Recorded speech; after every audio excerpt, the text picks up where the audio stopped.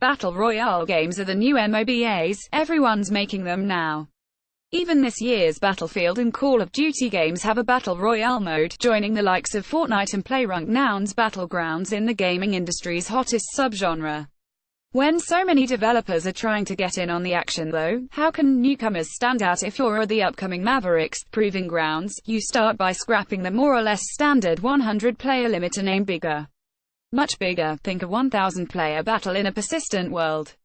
Developed by Cambridge-based Automaton Games, Mavericks is aiming to achieve its lofty goals by working with Improbable's Spatialos, a cloud-based scaling tool that allows developers to build bigger and more immersive worlds.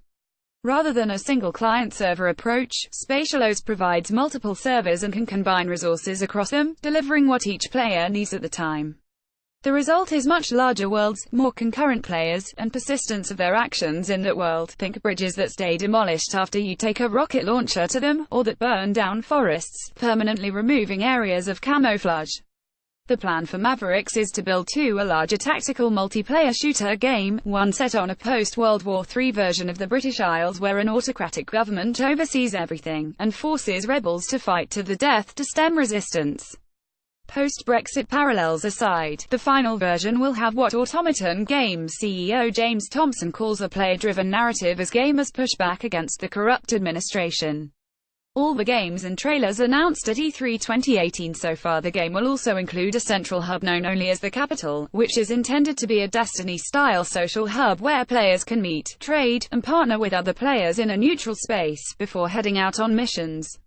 The Capital's gleaming but ominous central tower will be a fixture, hovering like the Eye of Sauron over every playable space to drive home the oppressive nature of the world, but also serving as a fixed compass point players will always be able to see, helping them plan movements in-game.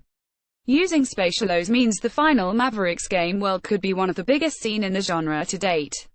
It's set to span a colossal 16 by 16 kilometers area, and include that much-vaunted persistence based on player actions.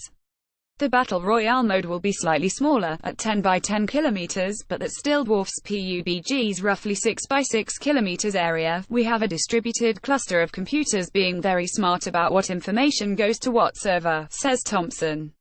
For example, you're looking a certain way, and the update rate dynamically changes the players behind you, depending on what you have equipped.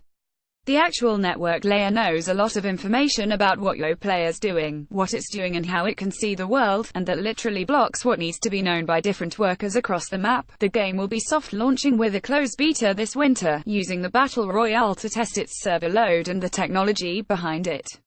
The first, expected around August-September, will accommodate 200 players, then 400 players very quickly afterwards, according to Thompson. The 1,000-player version is set to be available to beta testers by December, while the persistent world elements are due to be pushed live in 2019. Nintendo's E3 is all about Smash Bros. And Fortnite on Switch. Sadly, none of this was on display when I played Mavericks at E3 2018. Poor internet provisions at the venue meant I was only able to play a local 4-player match, getting no impression of how larger player numbers affect gameplay. Despite being a pre-alpha build, it looks solid visually, although there were only 3 character models available. Expect more come release. Mechanically, it plays as you'd expect a battle royale to play, starting you off in a forested area, with time to find weapons, ammo, and armor before the combat zone starts shrinking, forcing players into conflict. The rural setting of the map provides ample opportunity for cover, secreting yourself away in bushes or between the crags of more mountainous terrain. Sound appears far more important than in other battle royales, with some excellent directionality allowing you to pinpoint where other players are in relation to you from the sound of their movements. It was harder to get a feel for the game tactically, only playing a few matches, but it has potential. Blowing up gas canisters to create a lure distraction, or using the smoke from fire to hide your approach on enemies proved possible, and emerged naturally from seeing how elements of the environment reacted to my actions.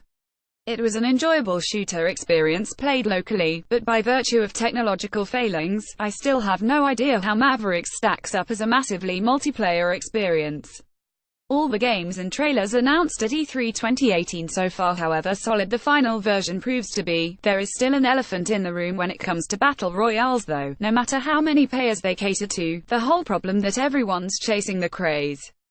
Will that lead to burnout? Don't think people have to find other Battle Royale games fun to think that Mavericks isn't going to be a really exciting experience, says Thompson.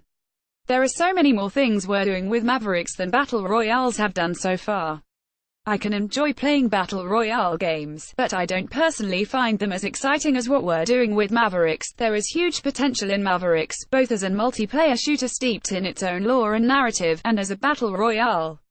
If the closed betas and gradual launch can deliver on its promise of massive scale, unrivaled player numbers, and impressive core mechanics, then this could be something very special.